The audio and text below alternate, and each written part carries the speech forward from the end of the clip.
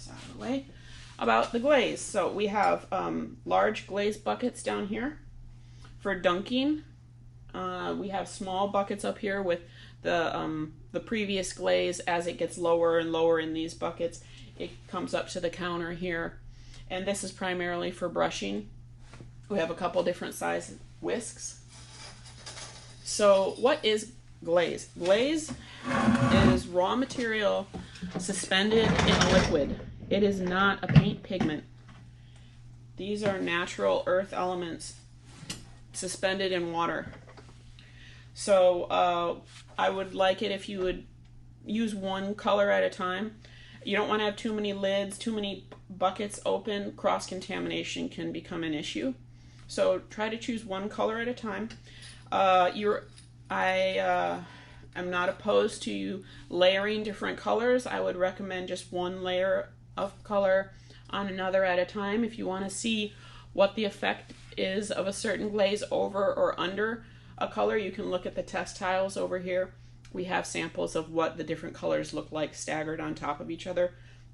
Some of the colors react and they move down the side of the pot. They melt even more. So you have to be careful of certain combinations and give yourself a good width of space on the bottom to accommodate that running.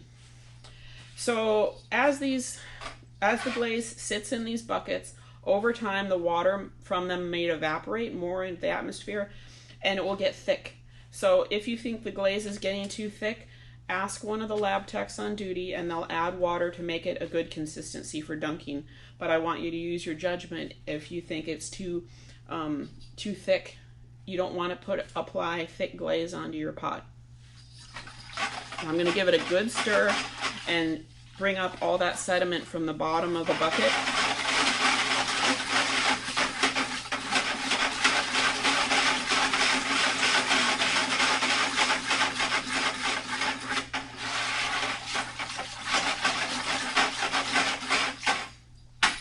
And once that's well mixed, I'm going to get my bisque and say I want an even, consistent coat. I prefer dunking. It's a quick way to get a nice even application. So remember, this bisque is pulling in moisture.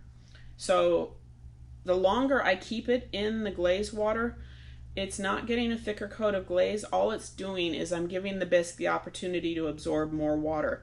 And once it reaches a saturation point, then the sediment, the glaze sediment, will have trouble adhering and it'll want to slough off. So anytime you're dunking, quick in and out. Quick in and out. That fast. And I can count to about 10 seconds or less. And I can watch as the glaze will instantly dry.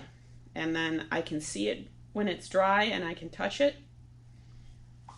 Once I'm able to touch it, then I can go to the other side.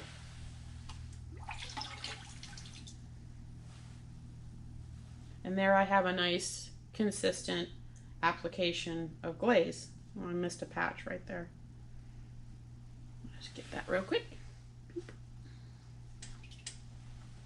So what you're looking for in a good application is, I don't see any of the pink of my bisque coming through. And if I wanted to put another coat on top of this, like this is the black licorice, and I know that the white looks really kind of spectacular over it. So before I dip this in white, I want to make sure that this glaze is very, very dry. And again, I'll hold it from whatever point I want and quick in and out. And if it's very dry, then none of this glaze should contaminate the other bucket. But I do have to wash my bottom. You can save this for the last step, but you notice if I come in here and push and rub fairly hard, it just comes right off, right? Just that easy. But that's just the bottom. I also need to make sure that I'm washing at least a 1/4 inch up the side. And I rub, rub, rub, it will come off. You want this margin of error because you don't want it sticking to the shelf. until you're very familiar with your glaze and how much it moves. I want this fail-safe on all the pots. If it's your first time glazing, I'd rather you err on the side of caution. And remember, the glaze will slowly move down the side of the pot as it's firing. So you think that that border is going to be rather extreme, but you don't realize the glaze is moving and it will come closer to that edge. So I'll save this for later. Washing. For brushing on glaze, it's a little bit of a different approach. I prefer bamboo brushes. Generally in the glaze ceramic world, these are the desirable glaze brushes because the soft fibers are really good at holding the material. And like I said, you're not brushing on a pigment, you're layering sediment. What I like to do is get the bristles of my brush holding the material and then think about lightly applying it to the surface.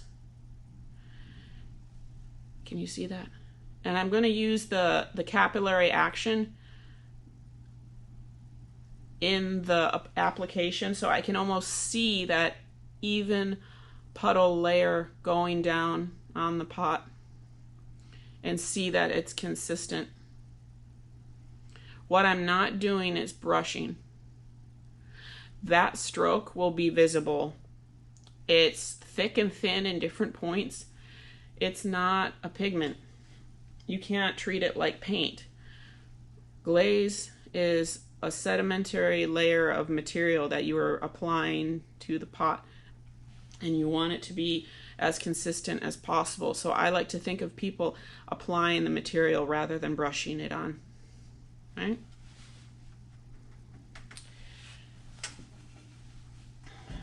So I believe that's everything. When you're glazing, something I forgot to do, especially when you're dunking, we have gloves over here. You should wear gloves.